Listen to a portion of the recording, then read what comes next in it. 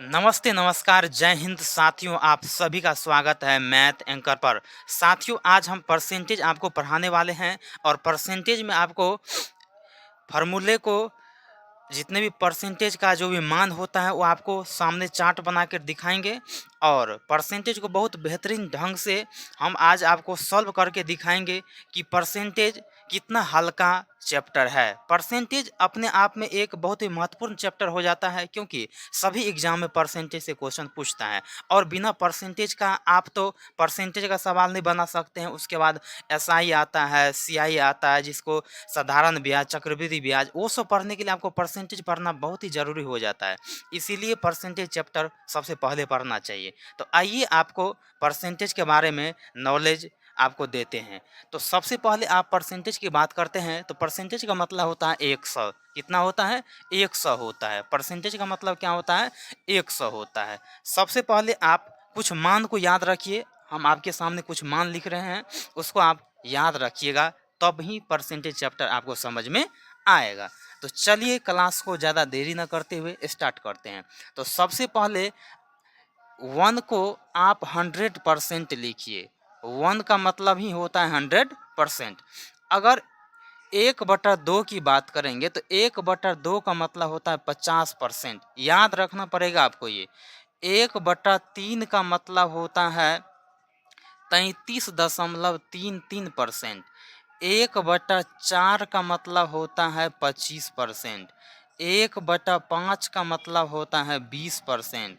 1/6 का मतलब होता है 16.66%। 1/7 का मतलब होता है 14.28% और 1/8 का मतलब होता है 12.5%। 1/9 का मतलब होता है 11.11%। उसके बाद 1/10 का मान होता है 10%। यानी ये वैल्यू आपको याद होना चाहिए कि 1/6 बराबर कितना परसेंट। तो आप डायरेक्ट सवाल में यूज कीजिएगा, 16.66% होता है। चलिए अब आगे आपको करके दिखाते हैं। इससे आगे की बात करेंगे तो 1/11 की बात करेंगे तो ये हो जाएगा 9.09%। अगर 1/12 की बात करेंगे तो 8.33%। अगर 1/13 की बात करेंगे तो 7.69 हो जाएगा। अगर 1/14 की बात करेंगे तो 7 हो जाएगा 14। उसके बाद 1/15 की बात करेंगे तो 6 दशमलव हो जाएगा ये।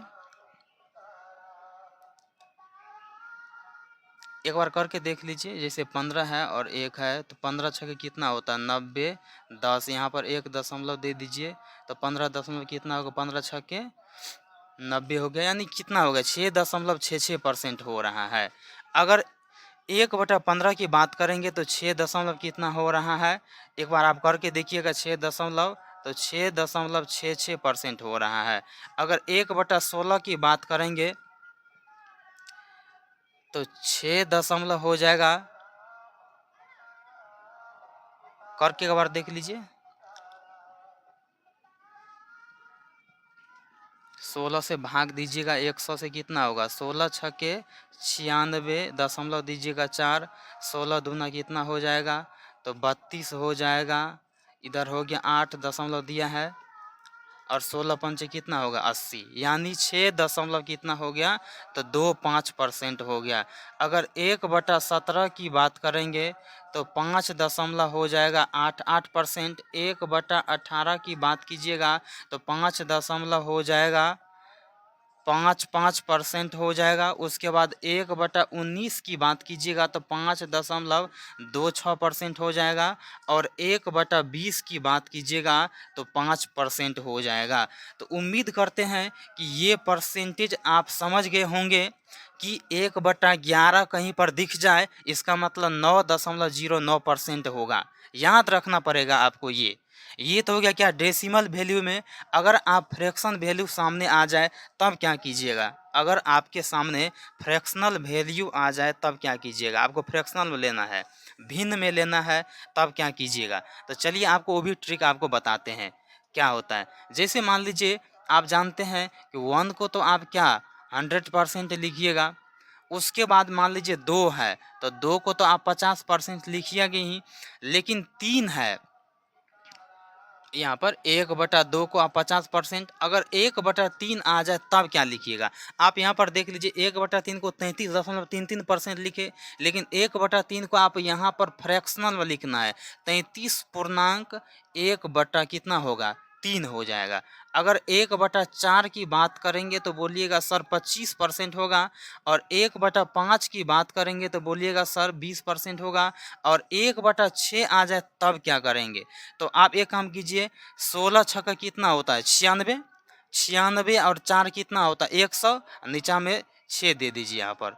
चलिए इसको और सॉल्व करके दिखाते हैं। इसको 2 से काटिए तो कितना होगा 2 होगा, 2 से काटेंगे कितना होगा 3, यानी 16.2/3%। यानी आपको फ्रैक्शनल में लिखना है तो 1/6 को आप सीधा 16/2/3% लिख सकते हैं।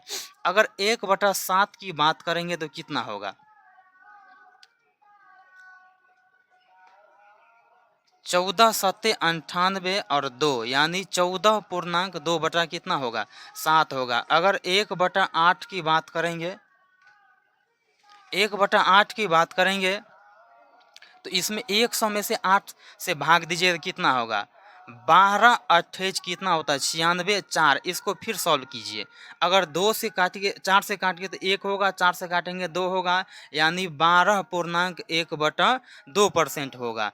अगर 1/9 की बात करेंगे तो कितना होगा 11 9 में 99 और 100, ठीक।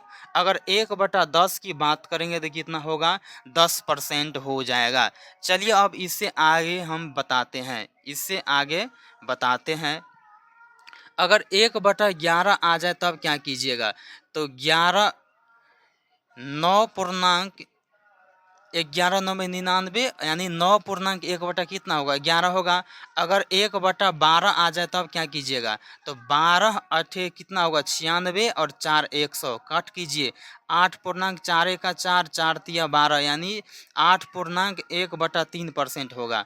अगर 1/13 की बात करेंगे तो 13 सत्ते 91 और 9 ऐसे लिखिएगा, 13 सत्ते 91 और 9 कितना होता है 100, यानी 7.9/13। अगर 14 की बात करेंगे तो 14 को हम क्या लिख सकते हैं, 14 सत्ते कितना होता है 14 सत्ते होता है 98 और 2, इसको कट कीजिए 1/7, यानी 7.1/7%। अगर 1/15 की बात कीजिएगा तो 15 छक्के 90 और 10, 5 से काटिएगा तो 2, 5 से काटिए तो 3, कितना होगा 6.2/3% होगा। अगर 1/16 की बात करेंगे तो 16 छक्के कितना होगा 96 हो जाएगा, 4 4 से काटिए 4 1 4 4 चौके 16, तो 6.1/4% होगा। अगर 1/17 की बात करेंगे तो 17 पंचे 85,